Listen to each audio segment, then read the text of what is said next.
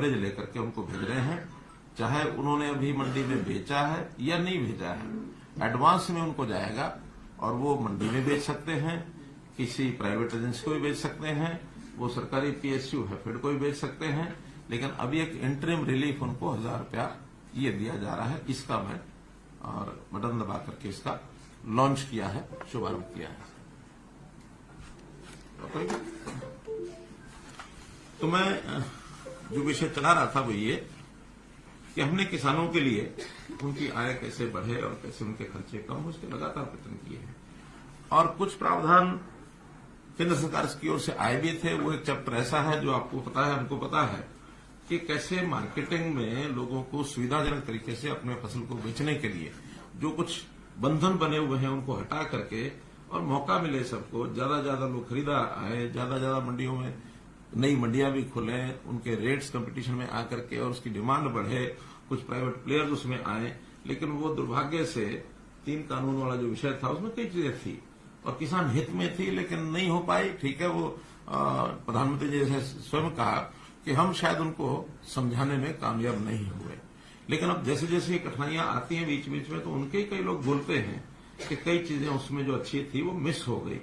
दोबारा से फिर कभी कोई विषय आएगा तो वो केंद्र सरकार अथवा किसानों के संगठन जो एक कमेटी बनी है उसमें विचार करके सोचते वो करेंगे। लेकिन उसके बाद जैसा पहला विषय कि केंद्र सरकार ने जिस प्रकार से हर वर्ष एमएसपी को बढ़ाया है और पिछले 8-9 वर्षों में, केंद्र सरकार को 9 वर्ष हो गए चलते हुए, तो इन 9 वर्षों में कितना बड़ा परिवर्तन आया है उसके मैं आपको कुछ उदाहरण बताता हूं। धान जो है 1360 और 1402 उसकी वैरायटीज हैं। आज उसका रेट 2200 रुपया के लगभग ये है। 800 रुपये के 803 रुपये की वृद्धि उसमें हुई है। ऐसी ज्वार जो है वो 1530 और 50 के 2 वैरायटी हैं, उसमें भी लगभग 3200 रुपया, 1650 रुपया उसके अंदर बढ़ा करके, और ये अब जो 23-24 की जो अनाउंसमेंट हुई है, जो घोषणा हुई है। बाजरा जो से 1250 रुपया था, एकदम डबल, वो 2500 रुपया होने जा रहा है इस वर्ष का जो बाजरा है। रागी है 1550 से ये 3846, इसमें तो 150% वृद्धि हुई है। अरहर 4350 से 7000 रुपया, मूंग 4600 से 8500 रुपया, सूरजमुखी 3750 से 6760 रुपया, तिल 4600 से 8600 रुपया। ऐसे ही कपास भी लगभग 2900 रुपये की वृद्धि इसमें भी हुई है, जो 2 वैरायटी हैं 3750 और 4050। मेरा कहना है कि हर एक चीज में इस प्रकार की वृद्धि पहले कभी नहीं हुई जितनी वृद्धि अब की जा रही है। इसमें एक बात स्पष्ट करना जरूरी है कि 2 फसलें तो ऐसी हैं जो केंद्र सरकार एफसीआई के माध्यम से खरीदी जाती हैं, वो है धान और गेहूं। कपास जो है वो सीसीआई खरीदती है और बाकी चीजें हैफेड के द्वारा हम स्टेट में खरीदते हैं, नेफेड के द्वारा केंद्र सरकार खरीदती है। आवश्यकता अनुसार जितनी आवश्यकता होती है वो खरीदी जाती है। और जब भी कोई चीज खरीदने में हमको कठिनाई आती है, और वो कठिनाई का एक विषय मैं सबको आपके माध्यम से सभी को ध्यान करना चाहता हूं कि कई बार स्टेट को स्टेट ही खरीदती है, सेंटर नहीं खरीदता है, तो उसमें कठिनाई है। आसपास की स्टेट्स में रेट बहुत कम होता है, हम उसको रेट बढ़ा करके लेते हैं, तो जो आसपास की स्टेट्स का प्रोडक्ट है किसानों का, वो स्मगलिंग होकर के यहां आना शुरू होता है। हमने ये कठिनाई बाजरे में जब शुरू में ध्यान में आया, तो पहले वर्ष में हमको बाजरा जब सारा खरीदा और एमएसपी पर खरीदा, तो किसानों के माध्यम से जो उनके रिश्तेदार होते हैं या व्यापारियों के माध्यम से, आढ़तियों के माध्यम से कोई ना कोई रास्ता निकाल करके और हरियाणा की मंडियों में वो सामान आके बिकने लगा। अब वहां तो 1200 रुपए का रेट, हम उसको 1900 या 2000 में खरीद रहे हैं, तो हमको लगभग उसका उस साल में 1000 करोड़ रुपया नुकसान हुआ जिन एजेंसीज ने खरीदा। हमने उसमें से फिर रास्ता ही निकाला कि हमारे पास एक मेरी फसल मेरा ब्यौरा में रजिस्टर्ड जो डाटा है किसानों का, कि उन्होंने ये भरा है, और भरने के बाद फिर उनको अगर हम पूरा खरीदेंगे तो वो कई प्रकार के विवाद आएंगे, सारी एजेंसियां आएगी, लेकिन रिकॉर्ड के हिसाब से उनको पर एकड़ पैसा जितना लॉस होता है वो लॉस हम देते हैं। बाजरा पहले साल 600 या 650 था, 650 पहले साल था, उससे पहले साल पूरा खरीदा, लेकिन अगले साल 650, उसके बाद 400 रुपये, रेट थोड़ा ठीक हो गया, 400 रुपये भी, बल्कि 450, बल्कि लास्ट में तो जो 450 दे करके जो बाजार में बिका वो एमएसपी से भी ज्यादा हो गया। बहुत लोग तो थोड़ा सा रोक के चलते हैं, फिर काफी रेट आगे भी बढ़ता है। प्रारंभ में रेट कम होता है मंडियों में, बाद में कंपटीशन आ गया या जब अवेलेबिलिटी कम होती है, सरकार की एजेंसियां भी उसमें जाती हैं, तो रेट बढ़ते हैं। तो इसलिए कई बार एमएसपीज देने के बाद भी और ज्यादा लाभ भी किसान को हुआ है। अब हम तो केवल इसका गैप है, भावांतर का मतलब ये कि भाव का जो अंतर है, और वो कोई एक फिक्स नहीं हो सकता, उसमें कई बार तो अनुमान से ही निर्णय करना पड़ता है। ये सारा 2 वर्ष किया है। इस बार यही स्थिति आई है सूरजमुखी में। सूरजमुखी का जब हमने 1000 रुपया सोचा था, घोषणा थोड़ी लेट की, लेकिन जब सोचा था उस समय मार्केट में रेट 46-48 रुपया चल रहा था। अचानक जो इंपोर्ट ड्यूटी खत्म की पाम ऑयल के ऊपर, तो रेट एकदम डाउन आ गए। सरसों के रेट डाउन आए, सूरजमुखी भी डाउन आए। तो वो 1000 तो हमने घोषणा किया, और वो भी हमने उसमें लिखा था कि इंटरिम एक प्रकार से सब्सिडी है, सब्सिडी नहीं, भावांतर भरपाई है। हम इसका विचार करके रेट को देखेंगे, और रेट फ्लक्चुएट होते रहते हैं, उस रेट के हिसाब से इसको आगे जो बढ़ाना होगा बढ़ाएंगे। रेट ज्यादा कम आया तो हैफेड की तरफ से एक प्रस्ताव आया कि हम इसको खरीद सकते हैं, क्योंकि हैफेड कमर्शियल परचेज करती है। तो मैंने कहा ठीक है, आप खरीद सकते हैं, तो मैक्सिमम रेट जितना आप मार्केट में कम्पीट करने के लिए खरीद सकते हैं, आप खरीदिए। उन्होंने सोचा कि 48 रुपये हमारा कंपटीशन आ जाएगा, 4800 खरीदेंगे, 4800 और 1058 बनता है। लेकिन मेरा मानना ऐसा है, हमारे सबका जो टीम के रूप में बैठे, कि ये रेट 4800 से ऊपर जाएगा। कल ही शाहबाद में 4850 बिका।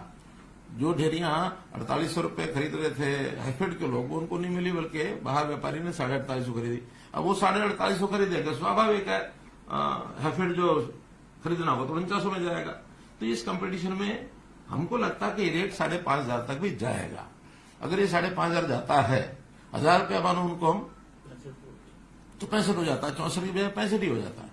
तो इसलिए हम चाहते हैं कि ये रेट 6400 के आसपास उनको मिले किसानों को। लेकिन आज निर्णय एकदम करने से बाजार रेट में कई बार कठिनाई आती है। हम इसके ऊपर नजर रखे हुए हैं, और बहुत जल्दी जैसे ये रेट्स तय हो जाएंगे तो उस समय हम रिवाइज भी कर सकते हैं, क्या, भावांतर भरपाई। और रेट तो मार्केट ने अपने आप करना, उसमें हमारा रोल ज्यादा नहीं है। हाँ, हैफेड उसको खरीदने में अपने जितनी क्वांटिटी उनको चाहिए वो खरीदने में आगे बढ़ेगी। हैफेड से जब हमारी बात हुई तो उन्होंने कहा कि हम लास्ट डे तक भी मार्केट में रहेंगे। किसी का भी किसी को शक ये हो कि शायद हम बीच में छोड़ के जाएंगे, हम खरीदने के लिए अपनी क्वांटिटी में 4800 तो आज खरीदना है। अगर कम मिलेगा हमें तो हम अपने रेट को, यानी अपनी क्वांटिटी को पूरा करने के लिए इस रेट को जहां तक भी हमको मिलेगा वहां तक हम लेकर के जाएंगे। स्वाभाविक है, जब मार्केट में रेट बढ़ता तो हैफेड को भी उसमें उसके अंदर एक कंपटीशन में इजीनेस हो जाती, क्योंकि मार्केट उन्होंने बेचना है। उनका अपना सामान जो है, चाहे वो तेल निकालेंगे उसका, चाहे उसमें घी बना के बेचेंगे, वो मार्केट में बिकता, मार्केट के रेट के हिसाब से बिकता। तो इस नाते से मैं इतना ही उसमें अश्योर कर सकता हूं कि हम इसमें जो एमएसपी है वहां तक रेट ले जाने के लिए हमारा पूरा प्रयत्न है।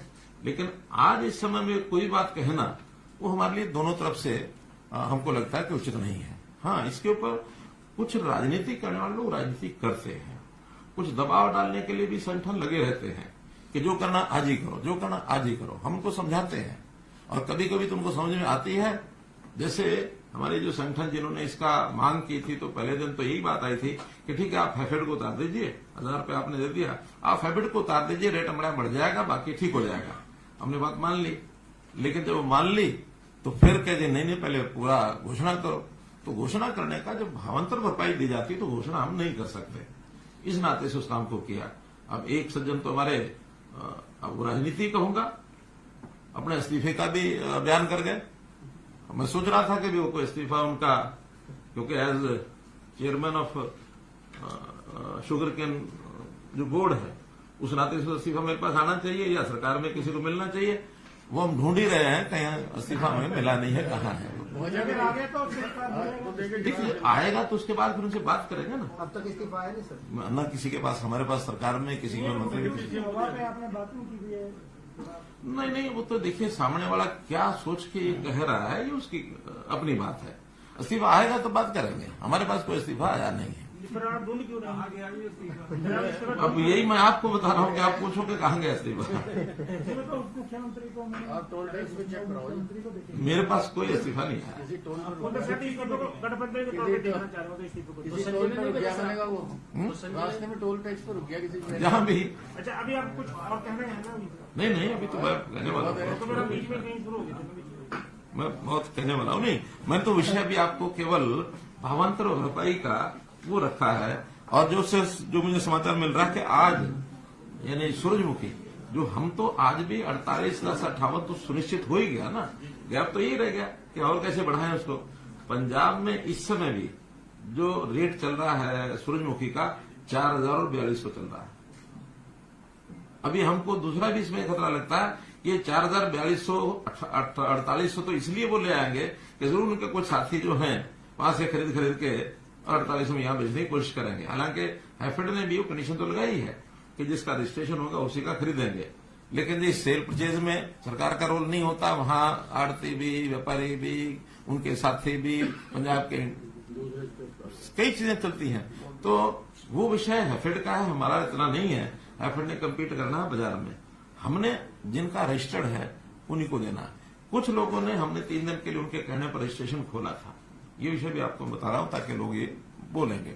तो 3 दिन में ही जो पहले 40, अभी तो हमने कितना एकड़ दिया हमने 36,000, तो लगभग 2-3 एकड़ और भी इसमें निकलेगा जो पहले का हुआ है, किन्हीं कारणों से टेक्निकल कारण से रुका होगा। लेकिन 40,000 एकड़ का रजिस्ट्रेशन हमारा पहले हुआ था। हमने सोचा कि भाई चलो जो लोग रह गए होंगे 2% रह भी गए हों तो 2 दिन के लिए 3 दिन के लिए खोलते हैं और खोलने के बाद उनको मौका मिल जाएगा, किसी गलती के कारण से रह गया होगा, बाद में उसका मिलान करेंगे। लेकिन उन्हीं 3 दिनों में कितना 16,000 17,000 एकड़ और एडिशनल लोगों ने रजिस्टर कर दिया। और उसमें से ऐसे खेतों का भी रजिस्टर कर दिया जहां पहले गेहूं बोया हुआ था। गेहूं 15 अप्रैल से पहले कटता नहीं है और 15 मार्च यानी सूरजमुखी 15 मार्च से पहले बुआई होती है। अब उस 1 महीने में 2 फसलें तो नहीं थी वहां, तो आखिर उसको चेक करने के बाद हमने 9,000 तो तुरंत काट लिया है। 6,000 की भी वेरिफिकेशन चल रही है। तो उस वेरिफिकेशन में एक्चुअल में अगर वो खेत 15 मार्च से पहले खाली था, क्योंकि आज तो कट चुका, सूरजमुखी भी कट चुकी, तब तो मानेंगे सूरजमुखी हो सकती है। लेकिन अगर 15 मार्च को वहां गेहूं है तो सूरजमुखी उन्होंने गलत डाली है। तो कुल मिलाकर के ये सारे झंझटबाजियां चलती रहती हैं। इसमें किसानों को समझाते भी हैं। किसान हमारे अपने लोग हैं। किसानों का अहित कोई भी ना कोई प्रदेश कर सकता ना केंद्र कर सकता। किसानों के प्रति हमारी सबकी सद्भावना भी है। मैं स्वयं भी किसान हूं। लेकिन किसानों को एक बात जरूर कहना चाहेंगे, ऐसे किसी के चंगुल में ना फंसे जो उनको बरगलाए, लालच देकर के उनको कहना कि उल्टा सीधा रास्ता कुछ भी दबाओ कि हाईवे रोक देंगे। अब ये हाईवे रोकना कोई लोकतंत्र के प्रोटेस्ट का हिस्सा नहीं है। अल्टीमेटली कोई व्यक्ति कोर्ट में गया, कोर्ट ने ऑर्डर ले लिया। पिछली बार भी यही हुआ था कि कोर्ट से ऑर्डर लेकर के और खुलना पड़ा था उनको। इस बार भी कोर्ट का ऑर्डर लेकर के शाम को पुलिस ने खुलवाया। ये लोकतंत्र में किसी की भी हम फ्रीडम को अवरुद्ध नहीं कर सकते हैं। जनता का आना जाना है। आप शांतिपूर्वक तरीके से कहीं को परेशान करके हम कभी कुछ कहते नहीं है। तो मेरा कहना है कि किसानों के लिए हमने कितना किया। प्रधानमंत्री जी ने इन्हें सीधी एक ऐसी घोषणा कर दी कि हर साल मैं किसान को 6,000 रुपया दूंगा, 4 महीने बाद 2,000। प्रधानमंत्री किसान सम्मान निधि। अब कोई मांग तो नहीं थी इसकी, लेकिन नहीं, किसान को थोड़ा बुआई के समय उसके खेत के लिए, छोटे किसान खासकर 6,000 रुपया काम आएगा, अपनी फसल को उगाएगा। लोन देते हैं वो अलग, फसली लोन जाता है फसल बुआई के लिए, और उसमें भी 7% का जो इंटरेस्ट होता है 3% केंद्र सरकार देती है, 4% स्टेट गवर्नमेंट देती है, भी करती है। 7% इंटरेस्ट, 0% इंटरेस्ट पर वो लोन मिलता है। हर तरह की सुविधा किसान को ऐसी दी जाती है। खराबा होने के बाद पहले तो केवल सरकारें देती थी। सरकार के रेट 3,000, 4,000, 6,000 रुपया उस समय यही होता था पर एकड़।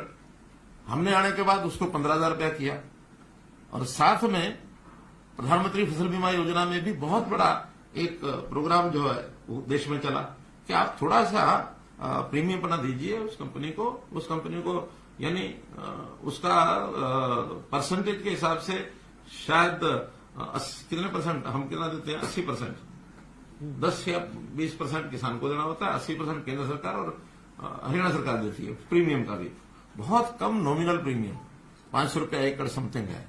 तो ये पैसा किसान दे दे तो इंश्योरेंस हो जाता है, और इंश्योरेंस में रेट भी उसके ज्यादा है, उसकी कवरेज जो है लॉस की उसमें ज्यादा है। तो इस नाते से वो भी बहुत बड़ा किसानों को राहत मिलती है। मुआवजा हमने जो खराबे का है, यानी आप ये मान के चलें कि पिछली सरकार ने 10 साल में 1158 करोड़ रुपया मुआवजा दिया था, और हम इन 8.5 साल में 9,790 करोड़ रुपया, यानी 8 टाइम्स। उन्होंने 10 साल में 1158 दिया, हमने 9 साल में 9,760 दिया। हमने तो आते ही पहले साल 2015 में हमारा 1200 करोड़ हो गया था, उनका 10 साल का हमारा पहला मुआवजा, क्योंकि उस समय 2-2 रुपए 4-4 रुपए के चेक जाते थे। हमने तो वो भी तय किया कि अगर 1 एकड़ में मान लो अगर 50 भी हिस्सेदार हैं तो उन सबको न्यूनतम 500 रुपए जरूर मिलेगा, 2 रुपए 4 रुपए के चेक नहीं मिलेंगे, चाहे 25,000 जाए 50,000 जाए, कोई दिक्कत नहीं, थोड़ी होते हैं वो, लेकिन न्यूनतम 500 का चेक ये हरेक को जरूर मिलेगा। या तो दो नहीं दो तो इतना तो दो, अगले को पता तो लगे मिला। 500 रुपया न्यूनतम है, और ये भी हमने आकर के इसको शुरू किया। फिर जैसा हम देखते हैं फसल अवशेष, इस कार्यक्रम को मैंने शुरू किया। 1,000 रुपये एकड़ उसकी फसल का वो अवशेष केवल उठा करके कहीं भी बांध ले, गांठ बांधे, उसका उपयोग करे, किसी को बेच दे, हम उसके इकट्ठा करने का भी 1,000 रुपया एकड़ देते हैं। उसके डिस्पोज जलाए नहीं, जलाएगा तो फिर नहीं, लेकिन उसको उपयोग करेगा तो 1,000 रुपये एकड़ उसकी सब्सिडी वो हम देंगे। हमने जो किसानों के लेन देन का स्टाम्प ड्यूटी 2,000 रुपये से ये 100 रुपया किया। मुख्यमंत्री किसान खेतीहर मजदूर जीवन सुरक्षा बीमा योजना में जैसे कि डेथ हो जाती है, 5 लाख रुपया था, उसको हमने 10 लाख रुपए किया कि भी ये भी उनको लाभ मिले। इसी प्रकार जो धान और कपास की जो मार्केट फीस 2% होती थी, उसको हमने 0.5% किया। हालांकि इसका किसान को इतना लाभ नहीं जितना व्यापारी को लाभ होता है, जो खरीदार होता है, क्योंकि खरीदार को देना होता है। फिर भी किसान को इनडायरेक्टली उसका एक लाभ तो होता है ना कि हाँ खरीदार जो है आसानी से खरीदता है, उसको 1.5% कम होता है तो इसका रेट बढ़ाएगा। तो रेट तो अल्टीमेटली मार्केट रेट का, जो कहीं भी कोई खर्चा कम होता तो अल्टीमेटली जो सेलर होता है उसका रेट बढ़ता है, तो उसका भी किसान को लाभ होता है। ऐसे ही हमने बहुत सी ऐसी योजनाएं, सोलर पंप का मामला है, फिर भावांतर भरपाई मैंने आपको बता ही दिया है। एमएसपी भी जहां कहीं हमको इसमें खतरा नहीं होता कि पड़ोस के प्रदेशों से कोई स्मगलिंग होती है, उसकी एमएसपी पर हम खरीद करते भी हैं, ऐसा नहीं कि नहीं। जैसे हमने पिछले दिनों के अंदर जो 15-16 फसलें जो की हैं, उसमें मूंगफली भी हमने की, मूंग हमने किया है, बाजरा तो अब 2 साल से नहीं कर रहे हैं, तिल हम कर रहे हैं, कपास भी सीसीआई के माध्यम से जा रही है, वो सारी जाती है। सूरजमुखी का पहली बार हमने ये भावांतर किया, वरना ये भी पहले, और कभी सूरजमुखी बिकती नहीं, खरीदा सरकार नहीं खरीदती थी, पिछले 5 साल से खरीदी जा रही है। विधान में है कि एक साल आवाज उठी थी, मैं स्वयं शाहबाद मंडी में गया था, और मंडी में जाकर देखा कि सूरजमुखी जो है वो बरसात भी आई थी उस दिन, तो बिखरी पड़ी है और वहां खरीदार कोई नहीं है। हमने कहा उस साल 25% खरीदी थी, अगले साल 50% खरीदी, तीसरे साल 100% खरीदी। लेकिन इस बार जब झगड़ा हुआ कि इसका जो पंजाब से स्मगलिंग बहुत हो सकता है, तो हम किसान को उतना ही पैसा देने के लिए कह रहे हैं, लेकिन खरीद की बजाय हम उसका भावांतर भराई का ये हमारी योजना हमने बनाई है। इसका मुख्य कारण तो स्मगलिंग है कि हमने उसको एमएसपी भी नहीं खरीदा मोटे रूप से, क्योंकि हमें लॉस ज्यादा होता है। वो बाजरे के संबंध में हम जैसे राजस्थान से स्मगलिंग हुई, उसका एक हमको जो अनुभव है वो ये है, और आज भी हम तो जो हमारे पास रजिस्टर्ड है उसको देंगे। ऐसे ही हमने पानी किसान को पूरा मिले, तेल तक हमने पानी पहुंचाया। पानी के जो प्रबंध किए हैं, कल भी मेरी बातचीत में आप लोगों ने सुना होगा, मैंने सारा विषय पानी का रखा। तो चलो खैर,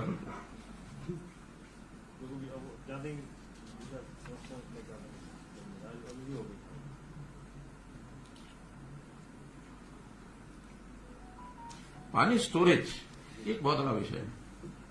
हमने खास करके सिरसा जिला, हिसार जिला, पानी की जो डिग्गियां बनाई हैं, पानी का जब उपलब्ध होता है उसमें भरो, जब जरूरत है उसमें माइक्रो इरिगेशन का उपयोग करो। अभी सिरसा जिले में जो 3 दिन का मेरा टूर था, उनका कि ये डिग्गियों की जितनी अधिक आप कर सकते हो हमारा बहुत लाभ होगा।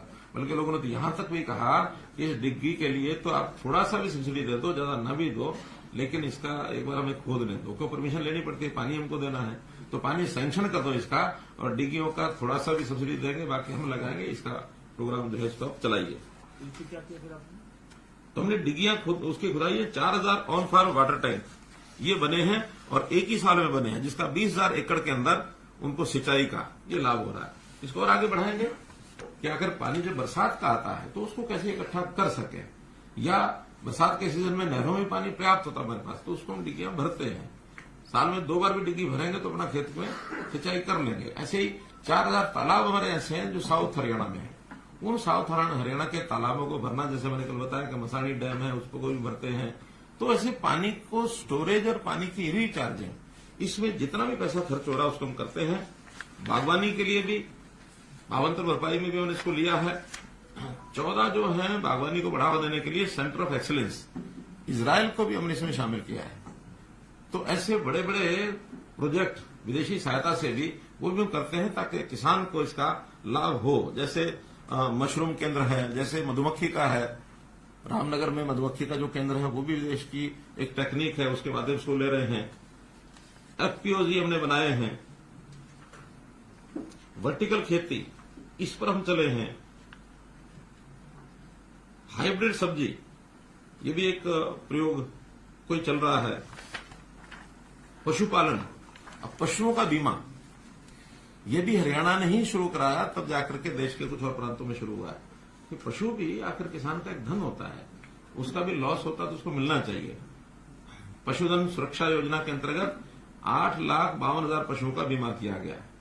फिर क्रेडिट कार्ड, पशु क्रेडिट कार्ड, एक तो किसान क्रेडिट कार्ड है, पशु क्रेडिट कार्ड ये भी चालू कराया ताकि पशु भी कोई खरीदे बेच सके, उसमें भी उसको पैसा चाहिए तो ले सके।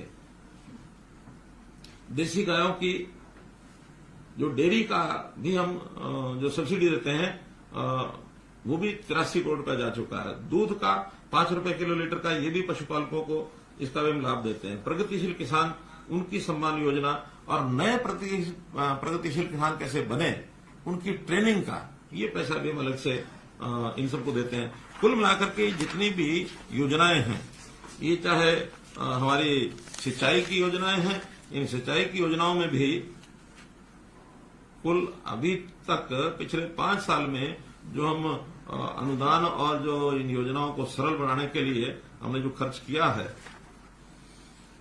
6 और 3 9 और 5 14 और लगभग 1500 करोड़ रुपया इस पर अभी हम खर्च कर चुके हैं 5 साल में नहरों के सिस्टम को ठीक करने के लिए।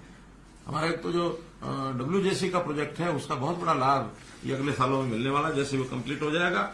और इसी प्रकार जो खेती के लिए जितनी मैंने योजनाएं बताई हैं उसमें किसान सम्मान निधि है, बीमा है, खराबा है, अवशेष जो बचे उनका, जीवन सुरक्षा की जो मैंने बात बताई है, सोलर सब्सिडी जो छोटे पंप हैं 10 BHP वहां तक के जो है 52-53 हजार अभी हम पिछले साल में लगा चुके हैं। हमारा टारगेट 50,000 का था, 53,000 सोलर लगाए हैं। 960 करोड़ रुपया इसमें सब्सिडी दी है। फिर मिकाडा मैंने बताया, कोल्ड स्टोरेज, मधुमक्खी, मशरूम, वर्टिकल खेती, पशुपालन, इन सब पर मिलाकर के पिछले 5 या ये शायद 8 सालों का भी कुछ है, कुछ 5 सालों का दिया है, अलग अलग करके है। तो ये 22, 23, 23,500 करोड़ रुपया केवल सब्सिडी का गया किसानों को। और इस प्रकार से इतनी बड़ी मात्रा में थोड़ा सा डिटेल 23,500 को थोड़ा बड़ा नहीं, इसमें बिजली सब्सिडी नहीं है। इसमें किसान सम्मान निधि है 4,300 करोड़, 6,100 करोड़ जो बीमे का अनुदान मिला है लोगों को, नहीं जो फसल बीमा योजना 6100 करोड़ रुपए मिला, 6200 बल्कि सरकार ने जो खराबे का दिया वो 9,760, तो कुल मिला के 9, 6, 15 और 4, 19, 20 तो यही है।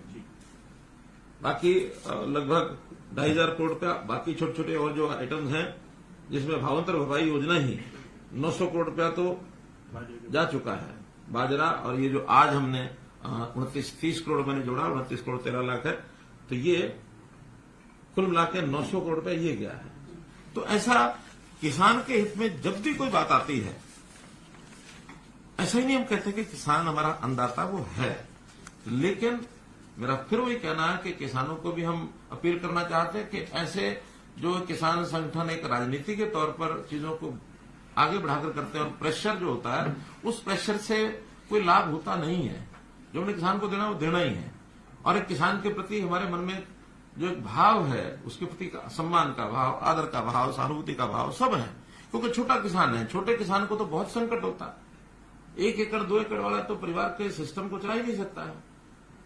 बड़ा किसान फिर भी अपने सिस्टम को चला लेता है। तो इसलिए ये जो चीजें की गई हैं, और पिछले कुछ दिनों से चर्चा थी, मुझे लगा कि इस विषय को आपके माध्यम से मैं जरूर बताना चाहूंगा। तो इस संबंध में आपको कोई बात लगती है, कोई सुझाव देने की, कुछ प्रश्न करने की, तो ओपन फॉर यू। आपने काम गिनाए हैं सालों के लिए, क्या आपको लग नहीं रहा है कि ये जो बातें आप बता रहे हैं